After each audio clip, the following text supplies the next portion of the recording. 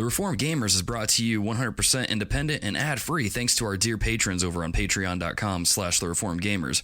To get yourself sweet perks such as early access to all of our episodes, special episodes of the podcast, and more, head over to patreon.com/thereformedgamers today and consider lending support to the show. Without further ado, let's hop into the show.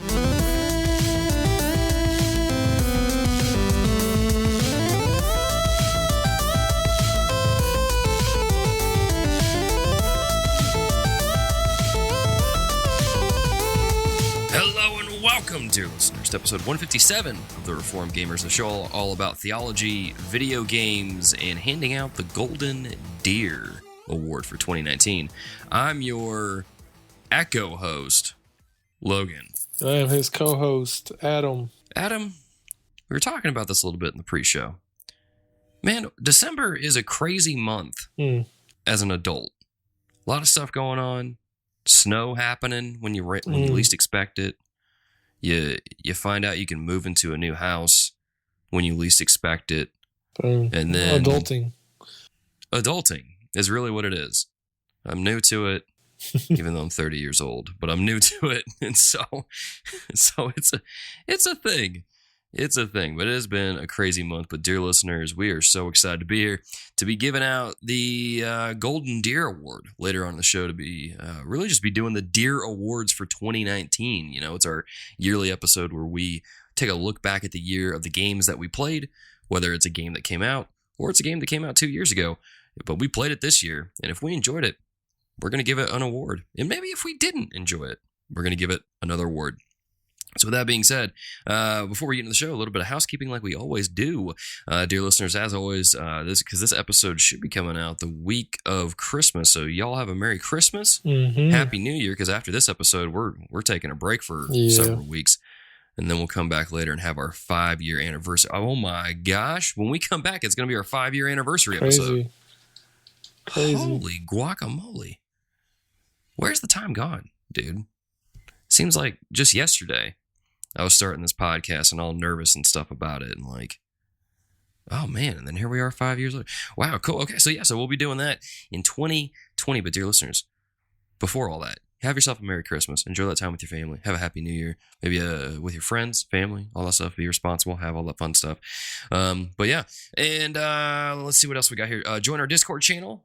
Hang out with other dear listeners. Hang out with me, Adam, Skinner, our dear editor supreme. You guys can hang out with him. We'll make jokes, have some fun time in there in our Discord channel. And as always, you can support us on Patreon at patreon.com/thereformedgamers. Support as low as $1 a month goes a long way in helping us continue what we do here on the show. And it gets you some sweet perks like early uncut access to all of our episodes and behind the scenes and some other fun stuff. So definitely go over to patreon.com and check that out. But we understand it's Christmas time. You're buying gifts for yourself, for others. You're buying gifts for everybody. So maybe you can't support us financially, but another way you can support us is by going over to iTunes or your favorite podcast app of your choice and leave a rating and review for the show, because that is how podcasting works. It's all based off reviews. It's not based off algorithms like YouTube. It's just based off of rating and reviewing and all that fun stuff. So there you have it. Without further ado, though, let's go ahead and get into the show. Dear listeners, hello and welcome to the Reformed Gamers. Let's start off the show like we always do with a little bit of what have we been playing. And Adam, King of Thrift, handsome bearded man, what you been into, man? What you been digging into? I feel like it's been a while. I feel like I haven't recorded it. I mean, because we kind of bulk recorded, I think, last time we recorded. And then I didn't do the Pokemon episode. And now this is like a late recording. So it's like so much time has flown by. Right? Yeah, it was like before Black Friday, and I feel like I've had so many deals that I got to take part in, you know, even, and I don't know if you've seen today, it's too bad our listeners, but I guess, let me start over. Too bad our normal listeners don't get this. If you're listening to this uncut, Redbox has some crazy deals. You can get, if you're interested in just getting the disc only, they have Modern Warfare for $30, Death Stranding for $25, and The Last Jedi for $25. The Last Jedi for $25? I'm sorry, not The Last Jedi, the Fallen Order. Oh, I was like, that's way too much money for that terrible movie. Yeah, Fallen Order, you can get it for $25. I'm like, dang, if you don't care about the case and stuff, That's like, I wish I would have waited on Fallen Order, but it is what it is. Yeah, All things pretty said, good. been playing Fallen Order.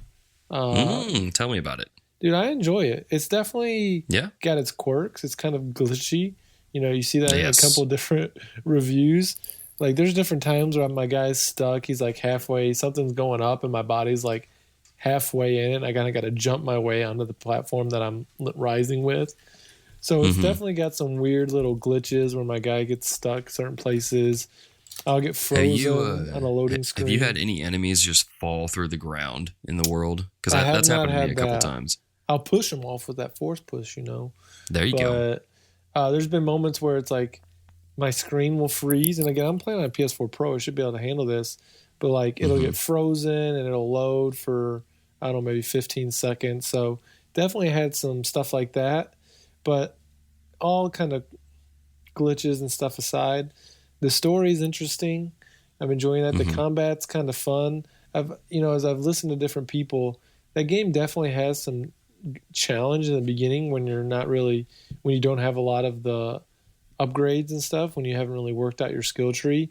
But as I've progressed, I'm like, I don't know, maybe 3 planets in, probably 6-7 hours in maybe. But as you progress in the story, as your character gets more powerful, like you really start to feel kind of like the Jedi, where I can kind of take on. At the beginning, I didn't want to take 2 or 3 enemies on at a time because I'm like, I'm going to get killed. But now I can force push one. I can, counter a lot better than I used to. I've got some different attacks, leaping and running attacks. So definitely feel a lot more powerful at this point, where it's a good balance. It's not too easy. It's not too hard. Like the first planet you go to, there's like a kind of a mini boss like that you kind of can discover pretty early. And I'm like, I don't know if I'm supposed to be trying to beat this thing right now because I'm not really leveled up enough. But I tried it probably 25 times and I finally beat it. It felt like I was playing, Dark Souls, where it's definitely got a lot of those different, everybody talked about in the reviews. It has a lot of different games kind of pouring into it. You've got Dark Souls, Bloodborne type games. You've got your your Uncharted's, Tomb Raiders when it's climbing or swinging on ropes, sliding. A lot of those different kind of aspects of the games are brought into it. So, but yeah, it feels like a Star Wars story. I really like it. So I'm excited to play it more. Again, I'm probably, I don't know how long the game is, but I'm like 7 or so hours. I just beat the spoilers, I guess, I'm not going to go too much into it, but I went to Kashyyyk, the Wookiee planet. Yeah. So how far, I know you've been playing it, so we'll kind of go back and forth on this, but what do you think about it so far? I mean, pretty much everything you've said, I agree with. It's got some buggy stuff. I think the game could have used probably a couple more months of polish to really clean it up a little bit and nail down some of the movement, because to me, Cal feels a little floaty in a weird way. And you kind of get the same floaty feeling in Tomb Raider and Uncharted, which makes sense because the game has a lot of platforming stuff like that. But those games feel a little more ironed out, I guess, in that aspect. But regardless, it's still fun. The combat, I go back and forth on it a lot. I really like it, and there's parts where I don't like it because it feels clunky at times. But then there's times where it works really well. So I don't know. No, I'm with you. That makes sense if you've played the game.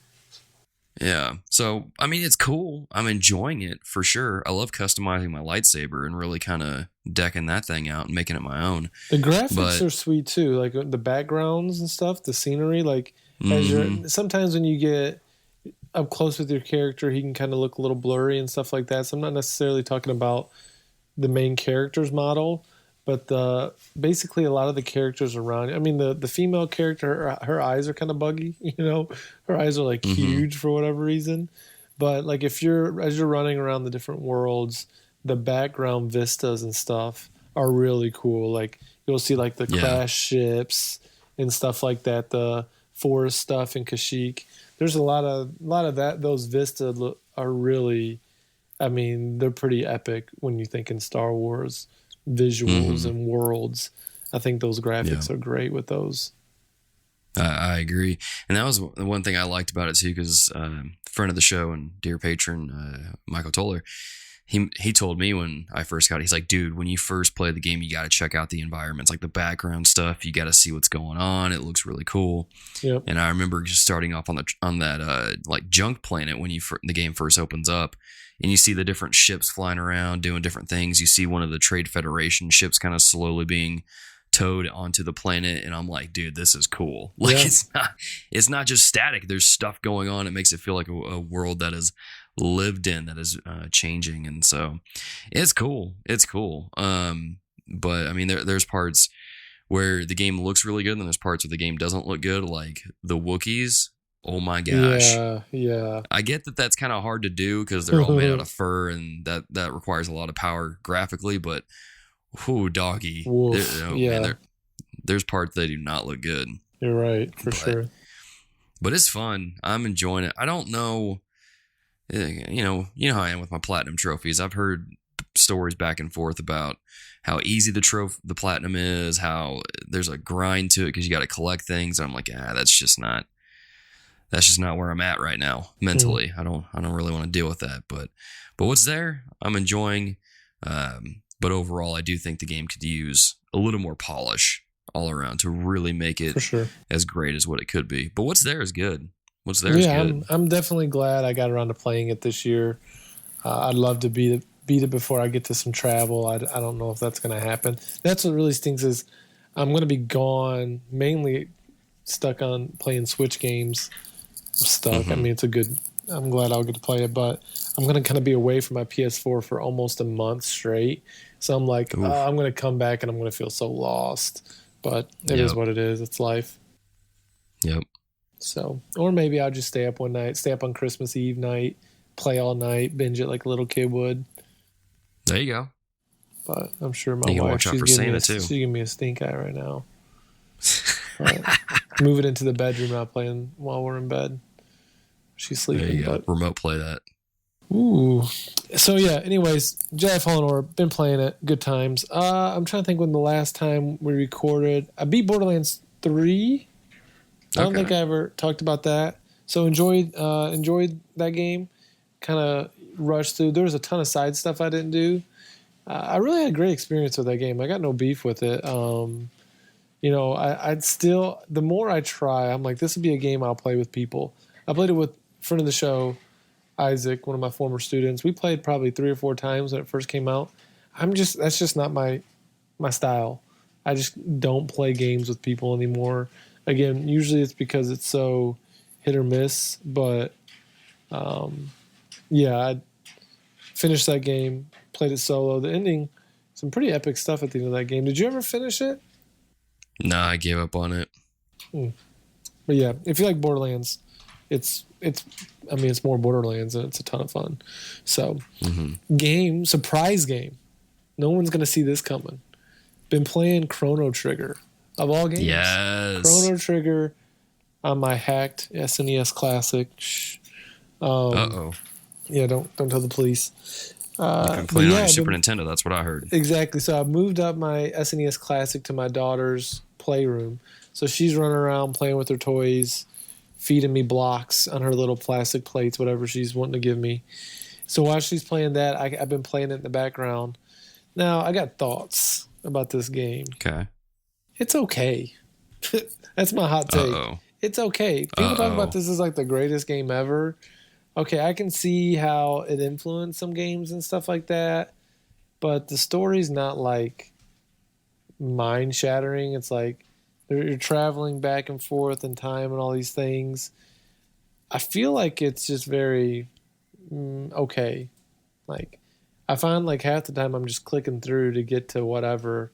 My characters are pretty well balanced, so I'm not having to grind a lot. I do like that. I don't feel like it's like, well, some of it maybe I'm really emphasizing making sure I'm fighting enemies and not just avoiding them so that I don't have to go back and grind. But, probably I went into it with some pretty high expectations because everyone talks like this is like one of the greatest games ever made. So maybe like it's the holy grail of the SNES era. Yeah, maybe that's the problem is expectations were way too high. but I feel like it's just been very okay. Like, it is what it is. I'm probably a little over halfway if the walkthrough that I'm looking at is right. So, and from my understanding, you can kind of fight the end boss at really any point if you want to get different endings. But I'm just kind of going through to get the final ending. I don't know if it's the true one or what, but yeah, playing through it, okay game, is what it is. And then the last game that I will talk about, I'm kind of going over my time already, but Ukulele and the Impossible Lair. It is kind of 2D platformer from the guys who made, all the old school Donkey Kong games, Rare. A lot of those people, I think it's Team 17 is the development group. But it's a fun game, man. I got it on sale for $10 during it wasn't Black Friday, but during the Black Friday season from GameStop, wow. And it has been physical $10 Switch game. I was like, yes, please, yes. It's so. I was so excited about it, and it's totally worth it. I mean, it's worth probably $20. They do some really cool things with the overworld. It's kind of your overworld's kind of more 3D or 2.5D type thing, and then each level is a 2D side scroller. But they do a lot of the secrets, kind of collecting with some medallions on each level. There's I don't know how many levels there are in total, but almost every level there's something in the overworld that you will adjust, that you will play the whole level again, but say they may turn it into a water level if you have water pouring over the book. I mean, that's what each level is, like a page in a book. So you might be a water level, or there may be a fan that you turn on that's blowing on the that's pouring over the level. So it's really cool how they do different things with each level that kind of give it a new different feel. So definitely a really fun game. It looks good. There's a ton of little graphic adjustments that you can make, kind of you can do it you can play it each level like it's on the game, like an original Game Boy. It's got to get that grainy look. You can play it you can turn a filter on where it looks like it's a VHS, so it's kind of got a grainy with little lines that go through it. I don't really turn them on because I find they're more distracting than anything, but I'll kind of check them out as you unlock them.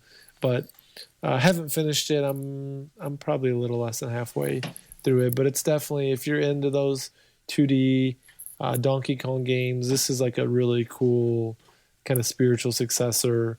And if you like the 3D Ukulele, it just kind of continues along with those same characters. And I liked that game when it came out last year, whenever it was. So, yeah, those are some of the games that I've been playing over the next month. During our break, I'll be finishing up that. I'm going to be playing, hopefully, some Ni no Kuni. Got that for the Switch for $25 on Black Friday. So bringing that back. And maybe dabbling in some Spyro, so we'll see what happens. Right on, man. Right on.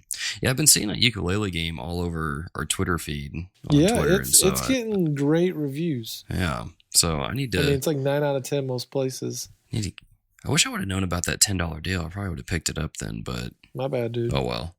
It's not like it won't go on sale again. Sure. So. Well, yeah, cool.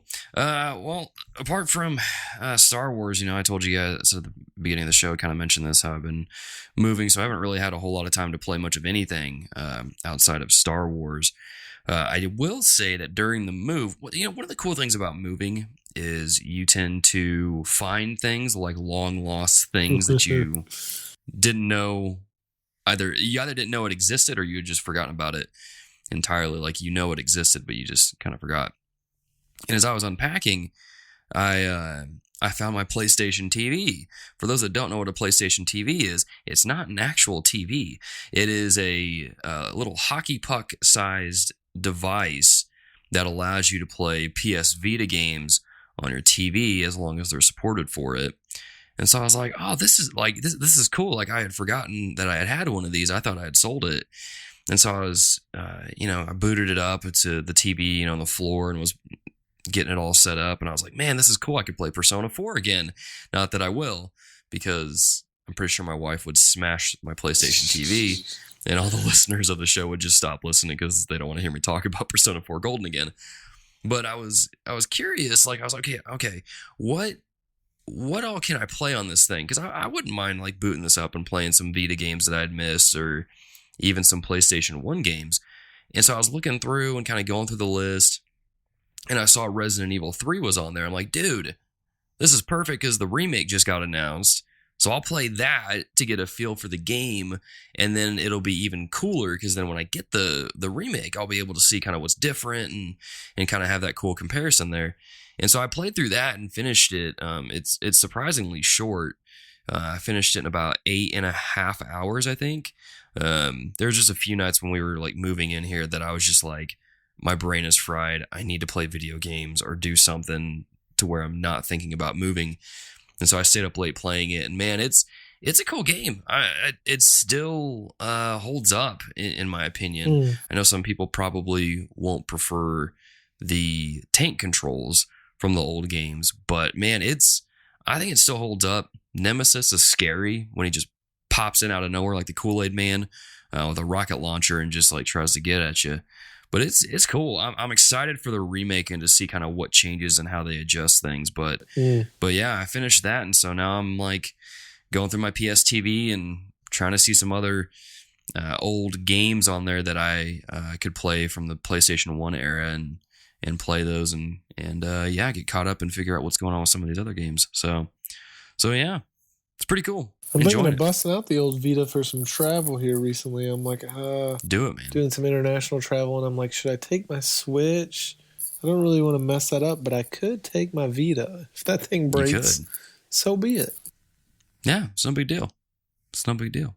Yeah, I hear that. I'm going to be honest, when I was playing Resident Evil 3 Nemesis, I was like, wish I had a Vita so I could continue playing this game anywhere, you know. But you know how I do. I've already gone through 3 of those, I think, so I'm not getting another one. Oh, goodness.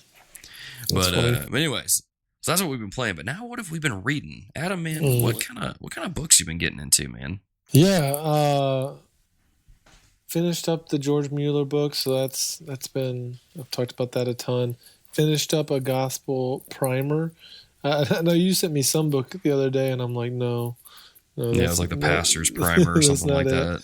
But man, I'm excited to start it again. Actually, I'm reading it with a guy I'm discipling this next year. But I'm just going to read a quick excerpt. So it's God's work on my behalf. I shared this on Facebook, so some people may have seen it. It says, however, what I could not do, God did. And in doing it, he did it all the way, sending his own son into the world to die on the cross for my sins, thereby showing me unfathomable love. God loved me so much that he was willing to suffer the loss of his son. And even more amazingly, he was willing to allow his son to suffer on the cross, or to suffer the loss of him at the cross. Jesus loved me so much that he was willing to lay down his life for me. And so as I was reading through this book, man, especially, I mean, this is at the end of the book, they do a couple different things. There's kind of the main part of the book. Then at the end, they do almost like summaries. They're like much shorter sections. And then they do a poem, really, summarizing all this stuff. It's just basically sharing the same information in different styles. And I cannot recommend this book enough. It is so good. I mean, thinking of your youth, man, the idea of preaching the gospel to ourselves daily, the importance of it, how the gospel applies to our lives, not just when Jesus saved us. Yes, that is in many ways the pinnacle of the gospel, is that it is salvation. It saves us from heaven. It gives us an opportunity to have a relationship with Christ, but it doesn't end at that moment. That's really the start of it. And then it talks about just how we apply it to our life daily for fighting sin, for hope, for all of these things. And so such a good book. I put on Facebook, I'm almost kicking myself that it took me so long to get to this book, because it's been so rich that it's going to be one of those books, because it's so short, it's going to be one of those books that I read often. So early reco, early whatever you want to call it, but such a good book, man. I can't recommend it enough. I'll check that out. Yeah. We'll have to check that out. So for I don't know if I've talked about this on the show or not, but long-time dear listeners know that I have wrestled with things like anxiety and all that jazz, and so I started seeking counseling for it a couple months ago, and met today. And what was cool today about meeting today was that it aligned so much with The Power of Prayer, which I've been reading. It's by Charles Spurgeon. I brought it up last episode, I think, and one of the things that he was talking about in this past chapter I had read was this idea of, when you pray, that there needs to be a sense of urgency and a sense of pleading your case with God. Not so much that you're like begging God, like tugging on his robe and like, oh God, please, I really want this toy or whatever. Not that kind of pleading, but the kind of pleading where it's like you're in a courtroom and you're making your case known. So when you are praying, you're being specific, you're being direct, not in an arrogant way, but you're just being straightforward. Like, hey, this is what I'm praying for. I'm not going to sugarcoat it. I'm going to just be direct. And it's just being very concise is really what it is. And when you do that, it puts you in this, it's all centered around this idea of understanding who it is you're praying to, but also understanding that, I don't know how to really word this, but it's just like you are being persistent, I guess. I don't know. I think I've really kind of, words are hard, right? But it's just this idea of when you go to God in prayer, you're being almost like business-like. So you're bringing your request before God. Here's your request. Here's why you need it. Here's why you want it, and things like that. Not going about it that way in the sense that God's going to give you a yes. It's just I don't know. It gets you in the sense of like you're thinking through it and you're arguing your case for it, and I don't know. It's just a different way of praying than what I'm used to. Usually, what my prayers wind up being is I just be like, okay, God, I need this, and then that's it. But I never really think through, well, why do I need that kind of thing? Why do I even want this? Why am I bringing this to God? What is the purpose behind this? Is this something that can be used to glorify God? And so for me, it's been a good time of just thinking through why I pray for the things that I pray for and why God would even grant that kind of thing, so to speak. Like this house that we're moving into, for example, it's in a great location. It's a big enough space to where we can invite kids over.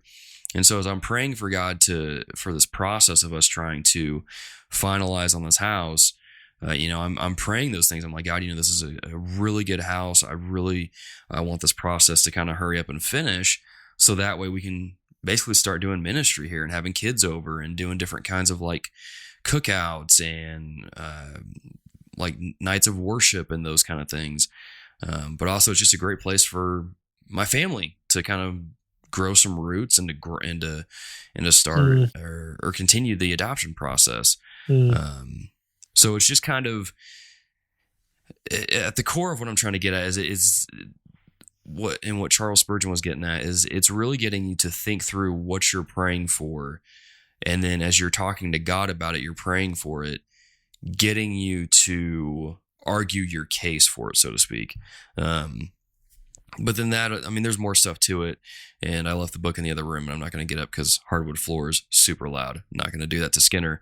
But it's just something to think about. And it's something I've been thinking about a lot lately is just prayer and what that looks like and how at least something I'm coming to terms with is how I've gotten prayer wrong in the sense that it's shallow.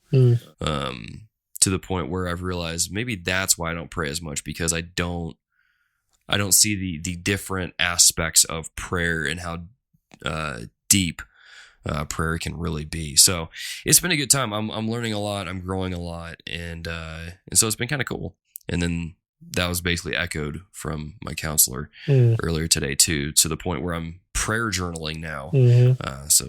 So there's even that too. So it's a really good time, and I think it's a very good time that this is happening, because moving is very stressful. So there's definitely a lot of praying going on in this process of moving and trying to sign papers and do all that jazz. So yeah, that's it. That's what we've been reading.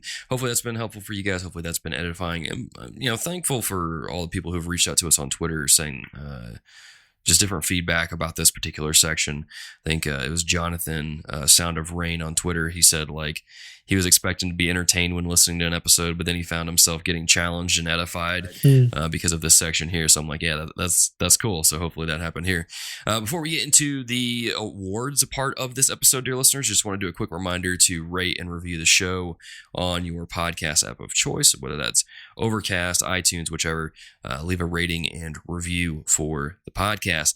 But dear listeners, it's that time of the year where we hand out a bunch of awards, right? We don't hand them out physically because, we don't make idols and all that jazz. Mm-hmm. It's a joke. But we hand out some awards because I don't know if we played a lot of games this year. I feel like this year has been different than years past, where we played less games than other years in the past. But we've got some categories. And so we're going to give out awards to the games for each of these categories. Some of these categories were submitted by you, the dear listeners. And so thank you guys for helping us make this episode possible with your contributions. Now, the first award that we're going to give out is the infamous Broken Controller Award. This goes out to the game that frustrated us the most and possibly made us rage quit. Adam, man, what game do you want to give the Broken Controller Award to? Well, y'all know me. I don't play a ton of bad games. That's not true. I play some games that I probably shouldn't play. But, it's funny you say it doesn't feel like I played as many games this year. But as I look at my games played list, I played a ton of games, but I feel like I played some older games. It's not because I'm necessarily doing, the backlog beatdown challenge or whatever, backlog golf.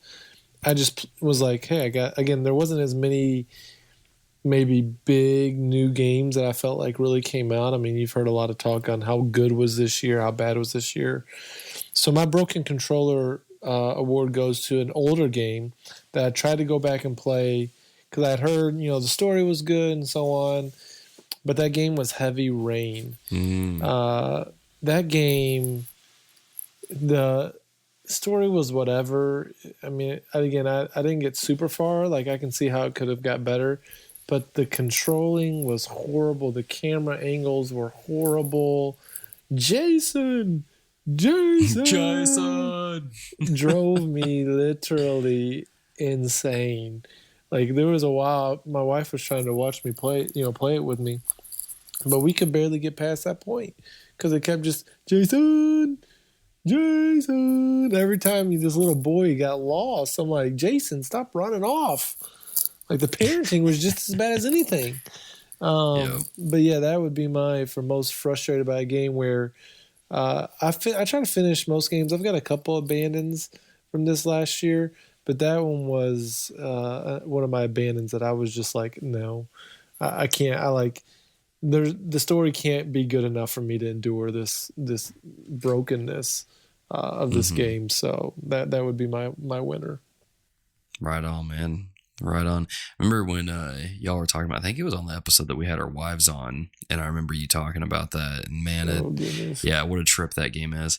I think for my pick for Broken Controller, it's one of two games. It's either Sekiro Shadows Die Twice or Call of Duty Modern Warfare. And I think just because it actually led to a broken controller that I had to replace on Black Friday, I'm going to give it to Call of Duty Modern Warfare, a game that let's just say the 7th graders were a little too good one night, and I lost sight of my willpower, of my control, didn't breathe like I should have been, and wound up with a broken controller and a broken headset. So I'm going to give it to Call of Duty Modern Warfare. You get my pick for the Broken Controller 2019. Enjoy that Infinity Ward, whoever made that game this year. I can't remember. Too many studios. Next award is called The Comeback.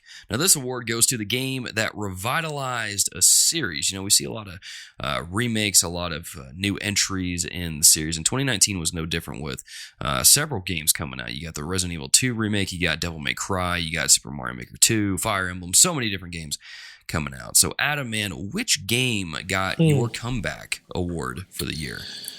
Yeah, this one, to say it I haven't had any experience with this series before, and I don't know how much I would like them, but the game that I'm picking for this is Fire Emblem 3, a game that normally I would say it's not going to be for me, but I think with some of the quality of life things that they did for newcomers like myself, whenever I think of that game, I only think positive things. I can't think of any negative things about it. I didn't follow the story too much towards the end, but the gameplay was fun, the stuff that you could do, how around the houses, how you chose to do your day.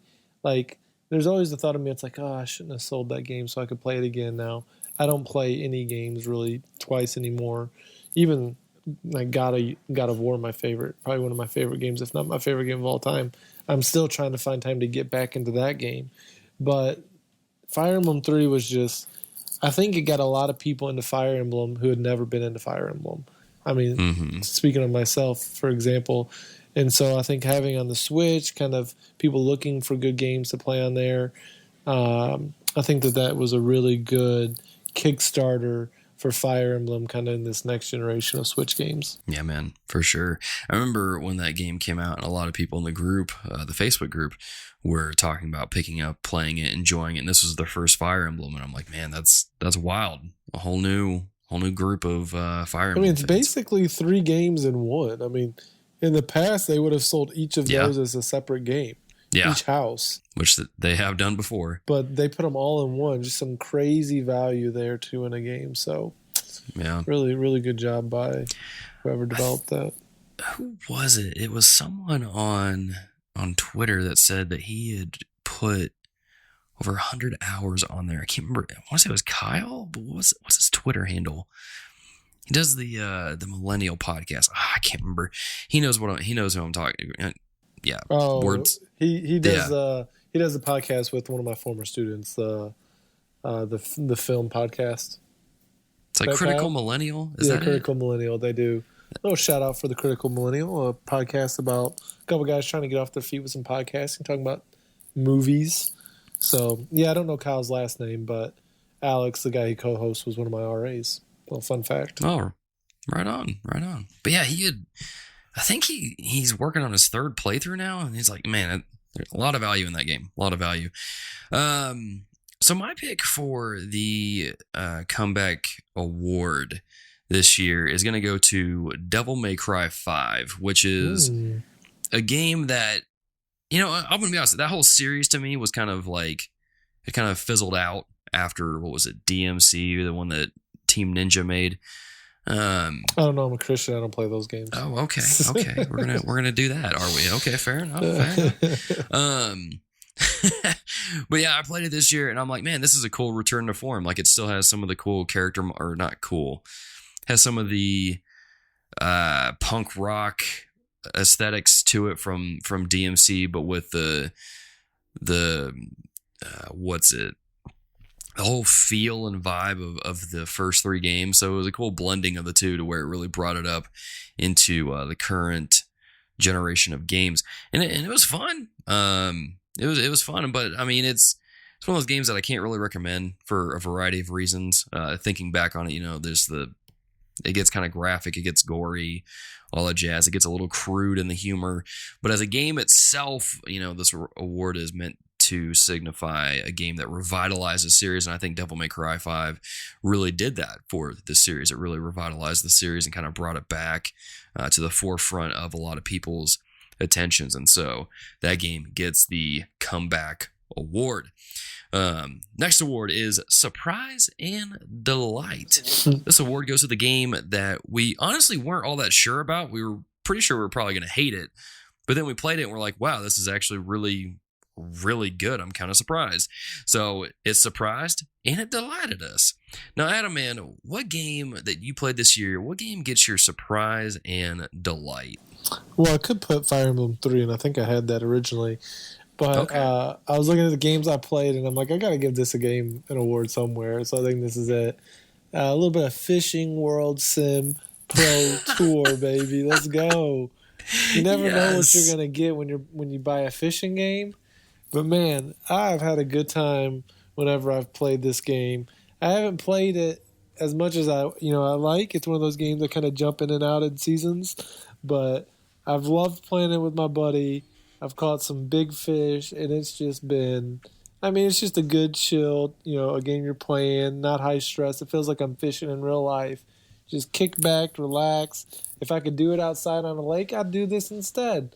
I don't know if that's true. That's kind of lame, but it was definitely a surprise when it came across my radar. I wasn't looking for it, but I have enjoyed almost every minute of playing Fishing World Sim Pro Tour on the old PS4. So that's my winner for the surprise and delight game. Right on.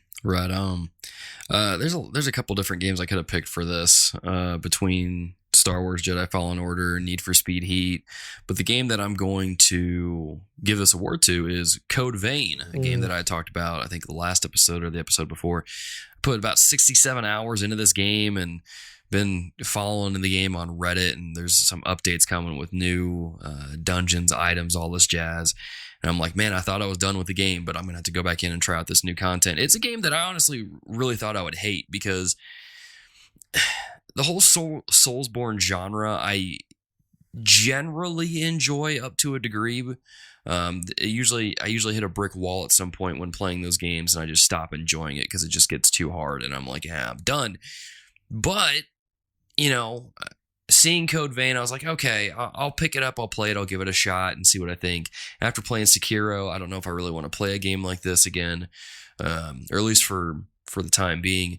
But man, just the way that you can make the game easy or difficult is they do some really cool things with that game, from the difficulty stuff like that, bringing an AI companion with you in the game, to changing your class on the fly. It's very well done, in my opinion. I think the trophy list is garbage for 2 different trophies. If you guys want to know the story behind that, go listen to the last episode and hear me lament about how they structured that trophy list. But for the most part, game's solid. Game's really good. If you're into the Dark Souls kind of games, or if you just like anime, well worth picking up. So that is my pick for surprise and delight for this year. Now, as always, with the show, we do talk about books. Every episode we talk about a book that we've been reading. And so, Adam, man, let's do this. Let's change it up. We're introducing this award for the first time this year. What book gets the Best Book Award? The TRG Best Book of 2019 from you. Read a lot of good books. Actually, not as many as I'd like. But there's a really good one. It's a classic. A lot of people really like it. It's called The Bible. Juked, hashtag juked. No. Here we go. But yes, The Bible is a great book, and we should be reading it more than we read other books. I think it's George Mueller who said, sometimes we get something along the lines of, he had found himself reading more books about the Bible than the Bible himself. So there's been many seasons of my life where I've fallen into that trap. But yeah, the Bible's always good. But the book that I'd probably have to pick, a couple of my standouts looking back, Martin Lloyd-Jones on the Christian life was a good one. Praying the Bible, helpful book. George Mueller biography, I've talked a lot about that. I read a book earlier in the year called The Power of Proximity. Interesting book on putting ourselves nearby poverty so that we can interact with it. But, I mean, after what I was saying earlier, The Gospel Primer would be easily my book of the year that I read this year. So that's it. Right on. I'm going to have to try and buy that for Kindle now. My pick for best book of the year, I was going through, because I use Goodreads to keep track of it. I wish there was a better app. that I could use to keep track of books.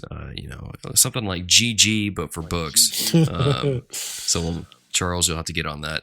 But my best book of the year that I'm gonna go for is Plugged In by Daniel Strange. It's basically just talking about how your faith interacts with your entertainment. And so it was a really good book, very helpful for kind of getting me to think through some things for what we do here on the show, but also how I interact with things like movies, TV shows, and those kind of things. And it was really good. I really recommend that book. It was fun to read.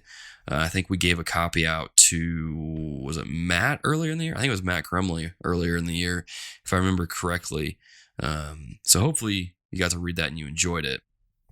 And then if that's not who we sent it to, then oops. But yeah, so that's the book that gets best book of the year from me. So as always, dear listeners, you can check that out from any of your book places where you buy books and all that stuff. The next one is a new one that we're also introducing this year as well. I think we were bringing it back from a couple years ago, but this is the Best Podcast Award, which is part Reco, part award. This is the best podcast that we listened to in 2019 that we really enjoyed, and it's one that we listen to pretty regularly. So, Adam, man, what is your pick for best podcast? No, Logan listens to way more podcasts than I do, so I feel like you got. I didn't add too many new ones to my repertoire, but the one that I've found that I've really enjoyed the most is it's the Pastor Well podcast. It's by Herschel York. He is the dean of the School of Theology at Southern Seminary. He does interviews with different pastors. They talk about preaching, their preaching style, questions about their marriage, different calling, different things. And so they're usually not too long. Some of them have got a little bit longer here recently, but there's probably been maybe 15 or 16 of them. But it's been one of my favorites that I've found this year, so that would be my winner. Right on. Well, Adam, you are right. I do listen to a lot of podcasts, so I'm probably too many. I can't keep up with any of them anymore. So I want because we've made some friends on Twitter and listening to their shows and stuff, and they put out some great content. I want y'all to know that I love you all equally, but this award, I'm going to give it to the show that honestly I binged so many episodes when I first found it. Like, I don't know. I need to check my app and see how many hours I listened to this podcast. But the award that I'm going to give Best Podcast to, at least for 2019, is the Retro Rewind Podcast. It's a show that, if you guys haven't listened to, Francisco and Paul, they basically pick a movie or a TV show or an anime or video game. I think it's got to be older than 15 years, and they interact with it, they play it or watch it or whatever, and then they get on their show and discuss it. There was 2 opportunities for me to get on the show, but then something came up and I wasn't able to be on there, which is good because they were both really, really hard games, and I wasn't going to beat them by the time that they were supposed to record. So I'm glad that it worked out. It's funny how that stuff works out. But yeah, really good show. It's one of my standouts. It's one I have in my pretty consistent rotation throughout the week. Although December's a crazy month, so I haven't really listened to any podcasts this month. But yeah, Retro Rerun Podcast gets the award for me for best podcast of 2019. Good stuff. Let me see, what do we got next? Best story. Which game had the best? Dang it, Adam. I mean, is there really any competition in this one? If you played Kingdom Hearts 3, you know that there's no better story than the convoluted mess that is Kingdom Hearts lore. No one knows what's happening. It's madness. Random characters show up. No one knows what's going on. So isn't that really the best story when literally no one can know? Your story is so good, no one understands what's happening. I mean, it gets you thinking, right? So no, that's not my answer. I mean, that story, I played the game, the gameplay was fun, but still, literally no idea what's going on and that's what that game is even about. I have no idea. There's the new the Remind. Why does anybody need to play a game called Remind? What, are they going to remind you that the story makes no sense? It's ridiculous. I think they're just reminding you that the game exists. Is what it's doing. It's unbelievable. Anyways, my vote for best story is Days Gone. Yes. Again, I look at my games that I've played this year. There's some good games with some good gameplay, but I can't think of any of them that had Fire Emblem's story was good, but again, there's just a lot going on towards the end, and keeping up with all of it was a little much. Link's Awakening was cute or whatever. Borderlands, again, you're playing that game for the gameplay. Golf Story was a game I played this year. Interesting little story there. But, I haven't finished Fallen Order. So, looking at Resident Evil 2 stories, whatever, again, it's not bad. It doesn't take away from it, but you don't come away from Resident Evil thinking like, wow, that story was special. And again, I shouldn't start a pharmaceutical company and make bioweapons. Yeah, right? Man, you're right, Capcom. So, and I'm not saying that to take away from Days Gone. A lot of Days Gone's issues were, we talked about this back when we did the episode, it was more performance stuff. But there's a really good story there between him and his wife, and spoilers. I won't say much else, but his seeking to reunite with her, his relationship with Boozer. All of these different things. There was a really solid story with Days Gone. And so, for me, a game that got a lot of grief when it first came out really became one of my favorite games of the year. And so, I think the story, looking at a year without a ton of strong stories, at least on major AAA games, Days Gone sticks out for sure as one of the best. Yeah. Well, Adam, this is going to be the first award of the show where me and you pick the same game, because I also am going to give the best story award to Days Gone. It's, the more I was thinking about it, the more I was kind of thinking through the game and kind of going back and listening to that episode where we discussed it. It's like, the story, the pacing had its issues, but man, for the most part, it's pretty solid, and it really got you invested in the story, really got you invested in the characters, did some cool things. Even though it might have been a little long for the game, it was still one of the standouts of the year, in my opinion. Best story, TRG award. Yeah, words are hard. You, Days Gone. Clean sweep. Congratulations. Now on to the next award, Best Graphics, the game that looked the prettiest in 2019. Adam, man, what's your pick for Best Graphics? Again, looking through my list, not a ton of stuff really blowing me away, but compared to what it was the first time, kind of giving some hints, but Resident Evil 2, their character models were pretty great. Yeah. What they do with the lighting in that game as you're walking around the different darks with flashlight and stuff. Definitely, you could say Link's Awakening, again, that art style. You kind of got a different take on graphics there, but I'd have to go with Resident Evil 2. The new engine that they made those games in makes me excited. Again, Resident Evil 3 I've never played. Resident Evil 2 was really the first Resident Evil game I ever played and finished. I played a little bit of 5 co-op back in the day, but I've never played any other one, so that was the first one I'd ever played, and they did a great job with the remake, and the game looks pretty amazing. So, yeah. Yeah.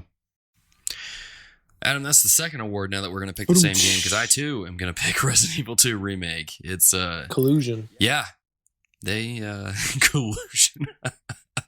No, that new engine they've got is really good. It does a really good job with the lighting, the shadows, really just setting the tone for that kind of horror game. And so it's really stinking good. Really enjoyed my time with that game. Got the Platinum trophy for it, so it gets the TRG Platinum seal of approval. Can't wait for Resident Evil 3. Oh my goodness. Let's go. But yeah, Resident Evil 2 Remake, best graphics. There you go. Enjoy. Now, this next one is also a bit of a new one. A bit of a weird one, at least in the title. The Itchy Sweater Award goes to the game that was the most disappointing game that we played in 2019. Adam, oh my goodness, I just saw your pick. Take it away. Take it away. Yeah, one of those games again with all this hype trains. It's a game I never got into. Tried again, but Dead Cells. Some people might as well were saying that this is like the best game ever. Oof. And I'm just like, I think it's me and what is it? Is it the Rogue? Is that a roguelike where you go and you have to get stronger, and every time you fail, your character's getting stronger so you can go a little bit farther? I'm like, that's called repetitive, and I don't like it. But yeah, that was mine. It was just, I mean, again, I tried, but I just, with all the hype, I just couldn't get into it. So yeah, Dead Cells is my award winner for that most disappointing game, the Itchy Sweater. Oh, that hurts. I'm not going to lie, that hurts a little bit. But it's okay, because love covers a multitude of sins. This isn't really a sin, but it covers a lot of disagreements too, I guess. No, that's fair. I get it. I'm pretty sure I gave up on that game earlier this year for a while because I'm like, I can't beat it. My pick for the Itchy Sweater Award goes to the game that I had some pretty high hopes for because I had played Until Dawn, loved that game. And when I found out that studio was coming out with another game called the Dark Pictures Anthology Man of Medan, which is a really long title, that had, I guess, Iceman from the X-Men was in there. Yeah, played that and was severely disappointed at how boring it was. Wasn't scary at all, wasn't thrilling. It was just really dull to the point where I haven't finished it. My wife has no desire to play it. I don't think it's going to get finished. So I was really disappointed in that. I was really expecting another Until Dawn experience, and man, I just didn't get it. I'm so bummed. But yeah, that game gets the Itchy Sweater Award because it was uncomfortable to play. The next award is the one that got away. Now this award goes to the game that we wish we would have played in 2019, but due to certain circumstances, whatever they may be, we just didn't get an opportunity to play it, or maybe we just didn't get enough time to play it. So Adam, what is the game that got away for you? Yeah, this is, again, it's technically an older game, but it recently came out on the Switch, which gave me kind of the first opportunity to play it this year. And I'll get to it at some point, but Ori and the Blind Forest on the Switch. Yeah. So I was looking at it around Black Friday, and it went on sale, and I'm like, oh, I should pick this up. But there's just some other games that we're picking up physical copies of. But it's definitely one that I want to get to at some point. I mean, people talk so highly of that, Xbox fans. So it's definitely one that I want to get to, but didn't get to it this year. Yeah. It also just kind of came out in the midst of like all these other games coming out. So it's like, how can you really get to it with everything else going on? So yeah, for sure. I mean, there's definitely some other good games that I didn't get to that people liked, but they were more games that I didn't think would be for me. Like I think of Death Stranding. Like, it's kind of divisive. Some people love it, some people don't. But I know that that's not a game for me to play. Like even with some of it going on sale, I'm like, ooh, I should pick up once on sale. But I just don't think it's going to be a game that I'm going to like. It would probably be my winner for the next award that we'll give out here in a second.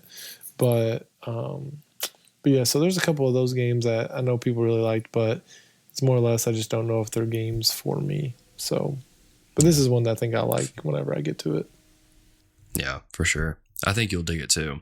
My pick is actually going to be Death Stranding. It's a game that, dear listeners, I don't know if you're in the Facebook group or not, but I actually got the deluxe edition for I think $20 or something like that. Just wheeling and dealing. I channeled my King of Thrift powers that I got from you, Adam, and got it for a deal.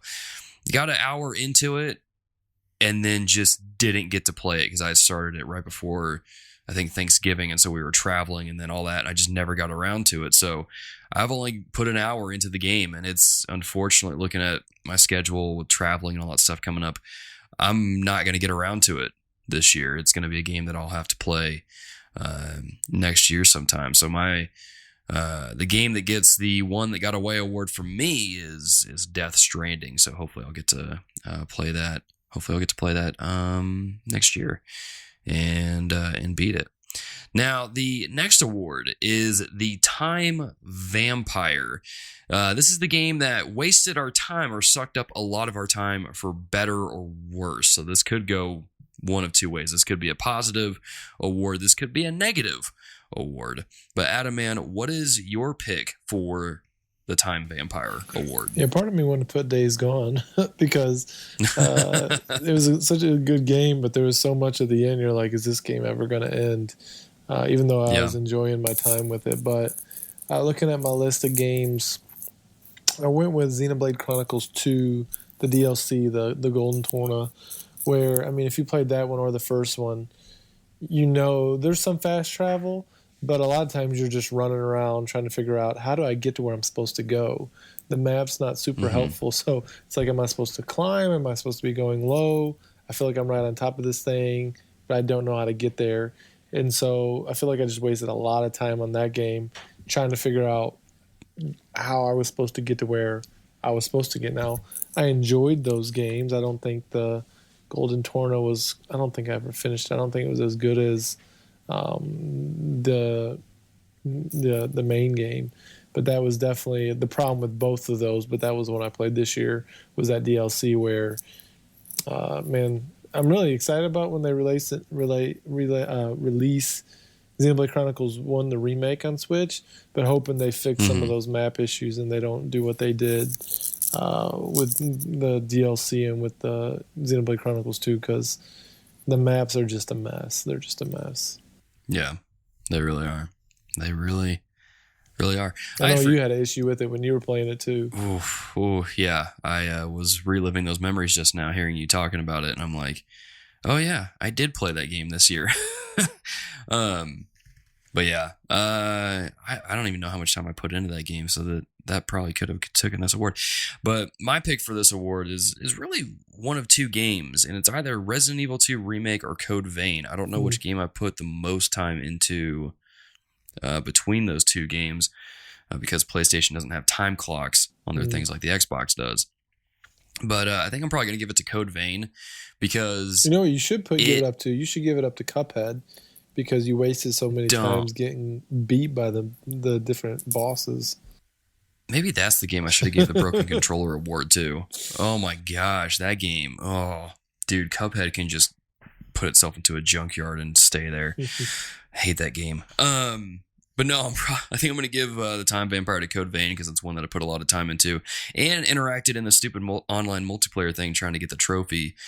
So I put more time into it than what I probably should have. So Code Vein, enjoy that. You get the Time Vampire award, which is ironic because it's a game about vampires. So there you go. I guess it works. The next award is the best editor of TRG, which really goes to the one and only David Skinner of Dear Ear Protective Services. Man, just a brief couple minutes, we're going to brag on Skinner. This dude has elevated the show to a whole new degree. He does tricks with editing that I didn't even know were possible. I didn't even know you could do. Man, the way that he has done some things, dear listeners and dear patrons, more so dear patrons, if you've only listened to the uncut episodes of the show and you haven't listened to the edited ones after Skinner put some flair in there, you're really missing out, because he does some cool things. Like in the last episode with Pokemon, he actually got the chime from Wesley Ray's podcast to play like right before he gets introduced, and like it's timed perfectly. He's gotten the intro music down, that intro that he did of splicing the different Black Friday commercials together leading into the episode. Like, he does some incredible work on the show, and we're so lucky and so blessed to have him on the show. And so, yeah. And plus, he's got a PS4 now, because we hooked him up with one for doing the awesome work that he's done for us here on the show. So, yeah, you'll have to check out some of the edits and stuff that he's done if you've only listened to the unedited stuff. But man, Skinner, dude, you rock. Don't let anybody tell you different. If they tell you different, I'm going to talk to them, and it ain't going to be pretty. But yeah, Skinner, you get the Best Editor Award, man, for 2019. Good job. We appreciate you. Keep it up. Oh, man, now we've arrived. We have arrived at the coveted, the prestigious Golden Deer award. This award goes to the game of the year for 2019. The game that we just were like, yeah, this is it. This is game of the year that we played this year. And it gets the Golden Deer. Now, we might hand out 2 of these because it might be 2 different games. It might be the same game. I don't know. We'll find out. But Adam, man, what is your pick for the Golden Deer of 2019? Yeah, it's tough. It's really, as I'm looking at my top 10 games that I kind of kept running as I was playing games, if it felt like it jumped in there, I was kind of editing it. And man, my top 2, it's kind of tough. I'm probably going to have to go with, I'm going to go with Days Gone. That would be my Golden Deer with a slight advantage over Resident Evil 2. Those are probably the 2. I mean, there's some other games there, like I like Link's Awakening. I think Jedi Fallen Order I haven't played enough to really give that. I mean, it's janky. Again, some of those quality of life things don't really bother me too much. But again, playing Resident Evil for the first time, the intensity of Mr. X kind of following you around, how beautiful that game was. It's a great game. But I think the story of Days Gone really just was a step above most of those games. I think they do the way that they do the freakers or whatever they call them in that game are good. There's some good challenge to that. I mean, when you start taking down hordes for the first time, I remember the first time I took one out, I'm like, they want me to literally, I thought I only had to take out like a percentage of it. They're like, no, they want you to kill every single zombie in this horde. And I'm like, it seemed absurd, but it took me a while, but you figure it out and then you do it again, a couple other spots. Just some really intense moments. The relationships at the different camps. I mean, overall, I think I enjoyed Days Gone probably more than any other game this year. Is it maybe critically the best game? I don't know. But it was by far the game that I probably enjoyed. I can't say by far. That and Resident Evil 2. And probably even Fire Emblem 3. That'd be another game that I really, as I'm thinking through games I played this year, those are some of the most memorable games. But Days Gone, I think, is the one that as I look back on this year, if I'm thinking, what game did I really enjoy playing? Days Gone's probably the one that sticks out to me the most. So that would be my game of the year. The Golden Deer. Right on, man. Adam, I gotta tell you, man, we've been doing this show long enough to where it's like we're almost the same person, because those 2 games are the ones that I was trying to pick between for this award, between Resident Evil 2 Remake and Days Gone. And I think, for me personally, I'm going to go with Resident Evil 2 Remake because I just had a blasty blast playing that game. Playing through it multiple times and going for the platinum. I mean, me and Micah, a friend of the show, we've had him on the show before. He's also one of our dear patrons. You know, me and him were kind of going back and forth, encouraging one another to get the platinum. And so just even that little experience of kind of cheering someone else on to get the platinum, and then him encouraging me when I was struggling with it, and then just finding out different ways how the game works, different little tricks you can do, glitches and things like that, where you can bypass whole sections of the game if you do a certain thing.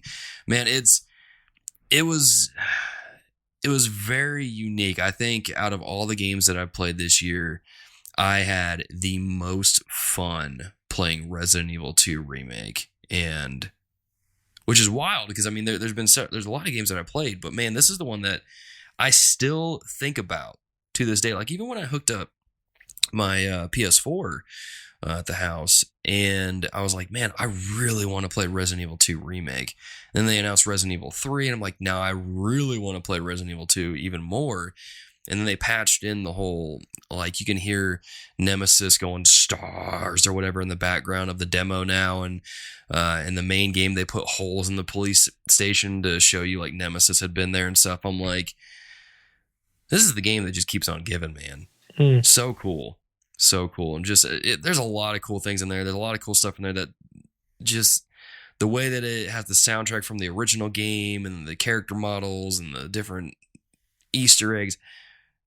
Resident Evil 2 Remake gets my pick, gets the Golden Deer for me. Phenomenal game. That is exactly how you remake a game and bring it into current gen. So, No doubt. Days Gone, Resident Evil 2 Remake, congratulations. You both get the Golden Deer Awards from us here at TRG. Well done. Can't wait to see what you guys do in the future.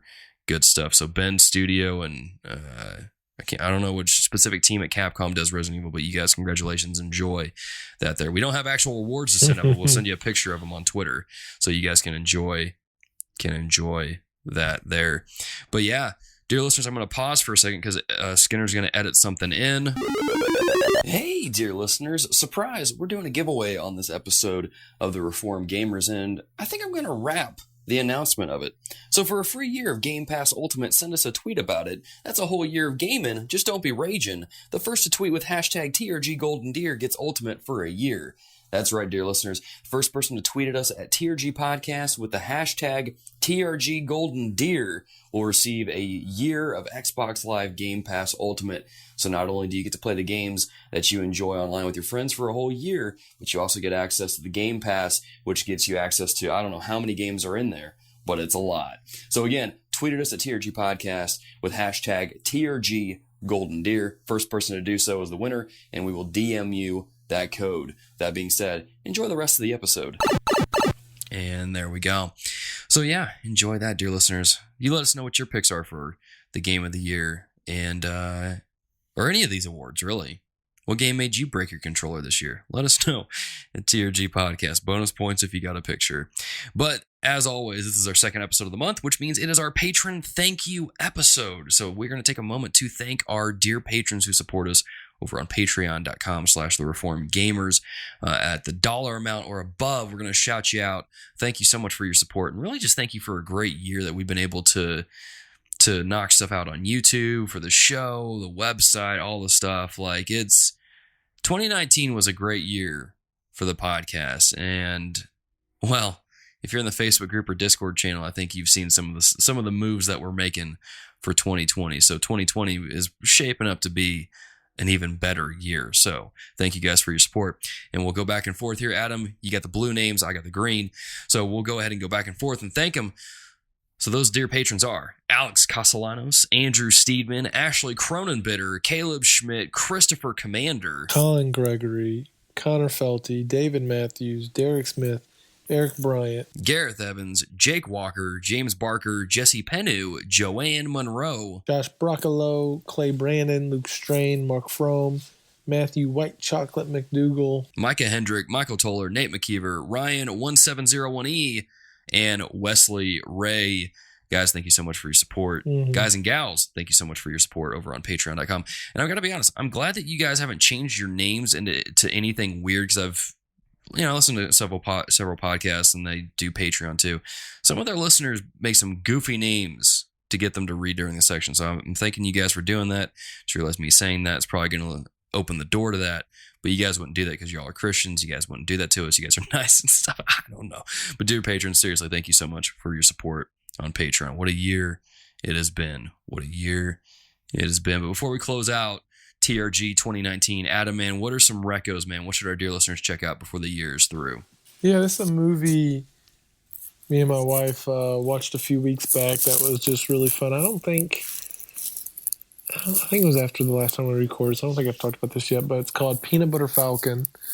It's a movie with Shia LaBeouf, and Shia LaBeouf. I'm going to say LaBeouf. Isn't it Shia LaBeouf? I don't know. LaBeouf. LaBeouf. Anyways, young Indiana Jones in the crappy Indiana Jones movie. But anyways, distractions. But yeah, it's about a kid. I think he's got autism or Down syndrome. What is he? Down syndrome. And he they put him in an old person home because he doesn't have anybody to watch him. But he kind of breaks out and then goes on this kind of adventure. He meets Shia LaBeouf's character, and they kind of go on this adventure together. And it's it's just a cute, family-friendly kind of movie. You kind of watching it's like a feel-good. The ending is pretty interesting. They kind of do a little twist for you kind of at the end, but definitely if you're looking for just a good kind of, I want to watch a sweet movie with my wife, or with the family. Maybe it's PG-13. There's probably, I think, a little language in it maybe. But definitely a fun movie that's kind of just a good heartwarming movie. So I recommend it. It's called Peanut Butter Falcon. Right on, right on. You know, one of my favorite shows to watch on YouTube is Hot Ones on the First We Feast channel. And they had Shia LaBeouf on there. And he was talking about the movie. And I'm like, man, that sounds really interesting. I want to look that up. So hearing you recommend it, man, I'm definitely going to check it out now. Might be one I watch with my folks when I'm visiting them around Christmas time. My one and only reco, if there's one thing you do, or I guess if there's only one thing you reco, whatever, words are hard. Listen, the one thing I'm going to reco for this episode, okay, before 2019 is through, go look up Andrew Peterson's Behold the Lamb of God album and enjoy. It is... I saw this because we get these like parenting magazines for our church that are resources for parents. And there was an interview with him in there talking about the album, worship, and all that stuff. And I'm like, I'm going to go listen to this. I've listened to Andrew Peterson before and I like his stuff. I'll listen to this. Great album. Great album. Andrew Peterson is quickly becoming my new favorite Christian artist. The dude he's really talented. He's really good. All of his music is just... It's good. Go listen to it on Spotify or iTunes Music, whatever you got, whatever you stream music on, and listen to it and enjoy it. It's fantastic. I can't recommend it enough. I was listening to it earlier today at work, and it totally mellowed me out. So that's Behold the Lamb of God by Andrew Peterson. But dear listeners, with that, episode 157 is coming to a close, and we are closing out 2019 here on TRG Strong. And as always, if you like what we do here, you can support us on Patreon at patreon.com/thereformedgamers. You can go to our website, The Reformed Gamers, to read different articles of, which Dragon Quest game you should play first, reminisce with the different generations of Pokemon, check out other episodes of the podcast. All that stuff is on our website at thereformedgamers.com. As always, you can follow us on Twitter at TRG Podcast. You can like our Facebook page. You can follow us on Instagram, or you can join the Facebook group. But dear listeners, let me tell you, 2020 is coming. And we've got a couple surprises for you. You'll want to stay tuned. So hit that subscribe button. And thanks for rocking with us in 2019. And we'll see you in 2020. Until then, GG and amen. Thank you for listening to The Reformed Gamers, the show all about biblical theology and gaming. The reason the show sounds so good inside your ears is because TRG is edited by David Skinner. You can find extra content on our YouTube channel at youtube.com/thereformedgamers. The Reformed Gamers is entirely fan-supported over at patreon.com/thereformedgamers by our dear patrons. The following people are at the producer level or higher and will forever be thanked and mentioned here at the end of the show, as long as their pledge comes through each month. Those people are Alex Castellanos, David Matthews, Eric Bryant, Gareth Evans, Luke Strain, and Wesley Ray. Thank you for your support over on patreon.com, keeping our controllers charged, and fueling my addictive habit of getting platinum trophies. Until next time, GG and amen.